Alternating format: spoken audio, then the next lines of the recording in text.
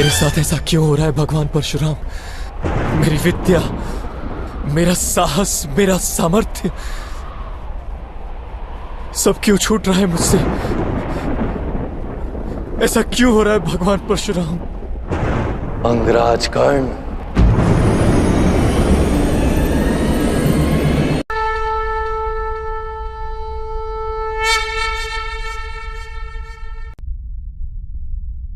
भगवान परशुराम के शब्दों को स्मरण कीजिए।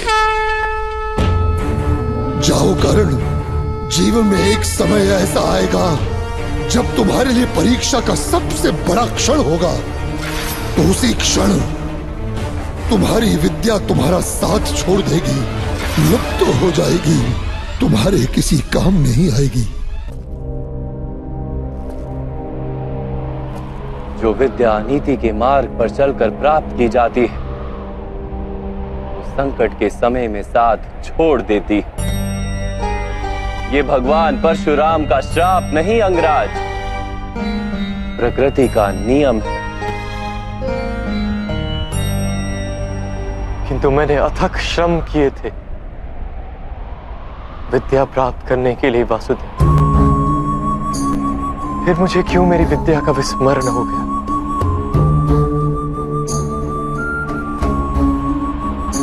विद्या प्राप्त करने का प्रयत्न आपने क्यों किया था अंगराज? क्या विद्या का महत्व जाना था आपने? क्या विद्या प्राप्त करके समाज को लाभ देने की इच्छा थी आपके हृदय में? या केवल अपने अपमान का प्रतिशोध लेने हेतु आपने विद्या प्राप्त की? जब ज्ञान को मनुष्य साधन मानता है, किसी अन्य वस्तु को प्राप्त करने हेतु ज्ञान ग्रहण करने निकलता है, तब ज्ञान ग्रहण करते समय उसका मन स्थिर नहीं हो पाता। ज्ञान उसकी आत्मा का गुण नहीं बन पाता।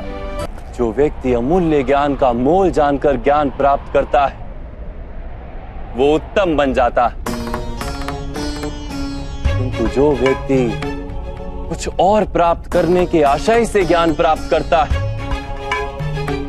वो जीवन भर श्रेष्ठ बनने की स्पर्धा में लगा रहता है, किंतु उत्तम नहीं बन पाता। आपने भी ज्ञान प्राप्त किया किसी आशय से, भगवान की शरण में रहकर भी आपका मन शांत नहीं हुआ। आप प्रतियोगिता करते रहे कहीं दूर बैठे अर्जुन के साथ। मैं लौटूंगा, पर इतना विश्वास दिलाकर जाता हूं कि मैं भारतवर्ष का सबसे श्रेष्ठ धनुर्धर बनकर लौटूंगा और आपके सभी शिष्यों से श्रेष्ठ बनूंगा मैं। ज्ञान प्राप्ति का आपका आशय ही अनुचित था, तो इस विद्या का विस्मरण कैसे नहीं होता अंगराज? कैसे नहीं करता मैं प्रतियोगिता वासुदेव? कैसे समझौता कर लेता अपने जीवन के साथ? ये समाज निरंतर ही मेरी संभावनाओं को कुचलता रहा है, मेरी शक्ति को सम्मान नहीं दिया, मेरे स्वप्नों को स्वीकार नहीं किया, सदा ही सूत पुत्र कहकर अपमानित करता रहा है मुझे। अपने पिता की बात मान लो, क्योंकि उन्हें ज्ञान है कि सूत में सामर्थ्य नहीं होता।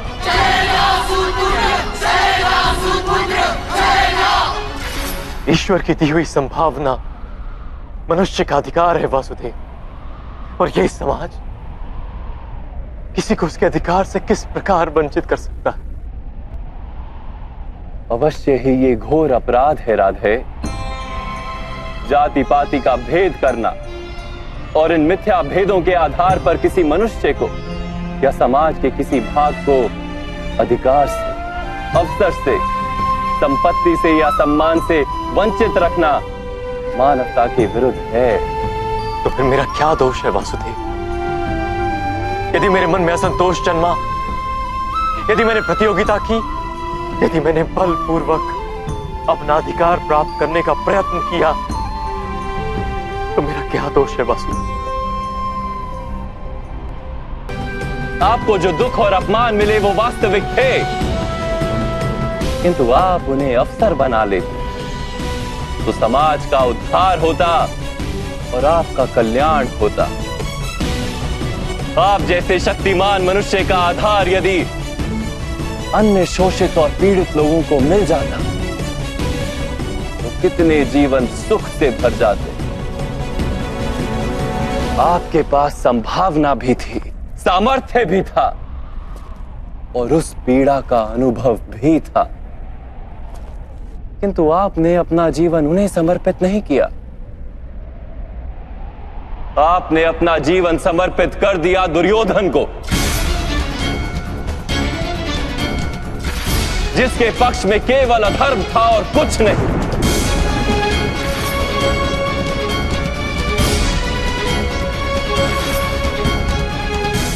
अब देखिए अपनी स्थिति।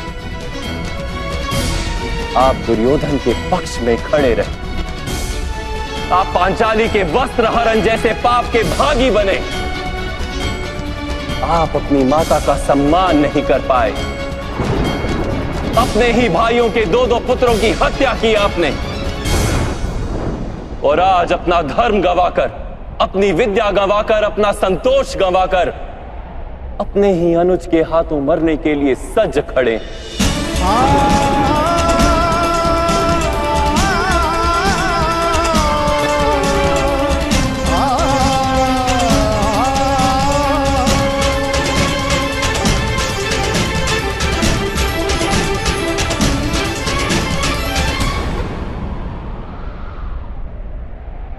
आप यथार्थ कह रहे हैं वासुदेव।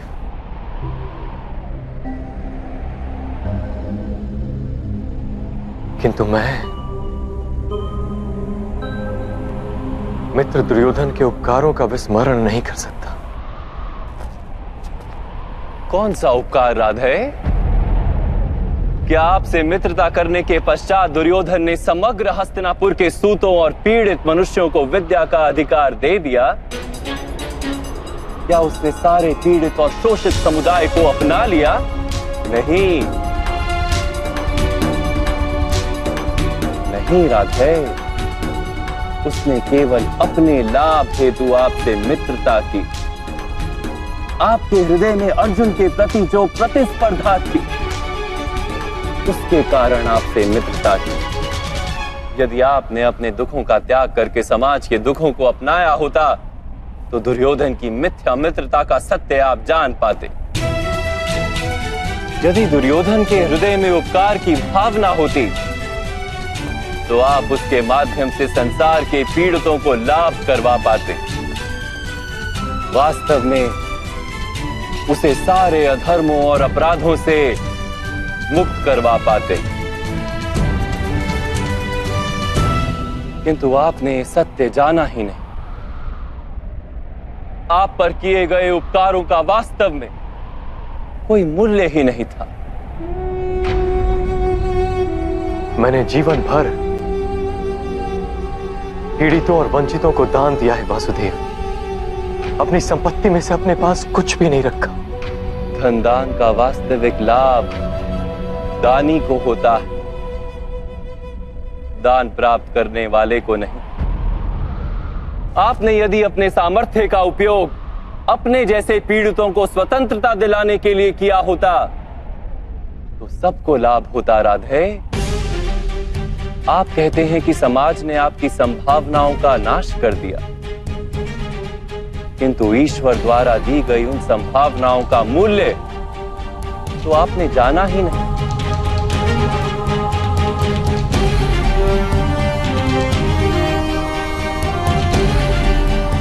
एक सत्य जान लीजिए, जो व्यक्ति समाज के लिए जीता है उसे स्वयं भी लाभ होता है, किंतु जो व्यक्ति केवल अपने लिए जीता है वो स्वयं को और समाज को दोनों को हानि पहुंचाता है। कुरुक्षेत्र में आज जो विध्वंस हो रहा है उसका कारण ना दुर्योधन है और ना ही मामा श्री शकुनी। ये पाप 3 महारथियों का है, महामहिम भीष्म, गुरु द्रोण और आप राधे।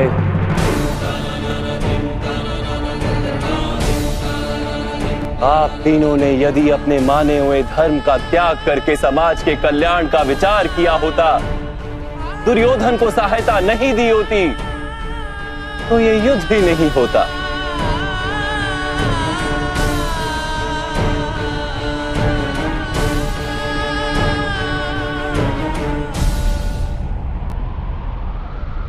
आप उचित कह रहे हैं वासुदेव। इस समाज को जितनी हानि अधर्मियों से नहीं होती, उससे अधिक हानि धर्म जानने वालों की निष्क्रियता से होती है। इस महायुद्ध का पाप हमारे सर है।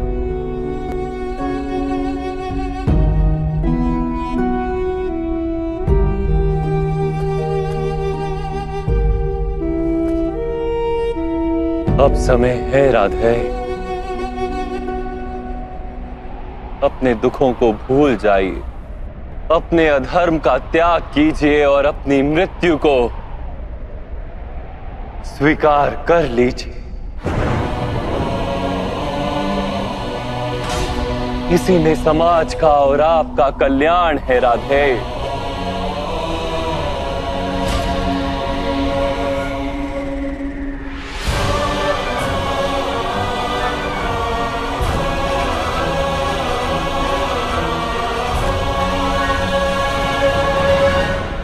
मैं आपका आदेश स्वीकार करता हूं वासुदेव, मृत्यु का भी स्वीकार करता हूं।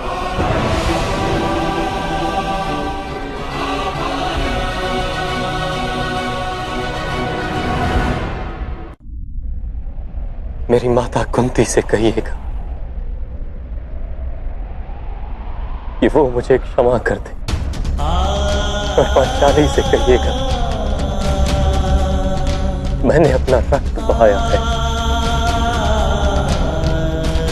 उसके अपमान के लांछन को धोने के लिए।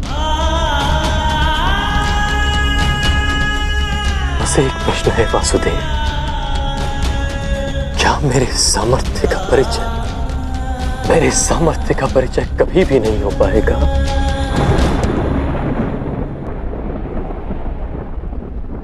राधे, जब आपके हाथ में धनुष नहीं, आपके रथ का पहिया भूमि में धंसा और आपको अपनी विद्या का विस्मरण हो गया है, ऐसे अवसर का लाभ उठाकर आपका वध करना पड़ रहा है। क्या यही आपके सामर्थ्य का प्रमाण नहीं?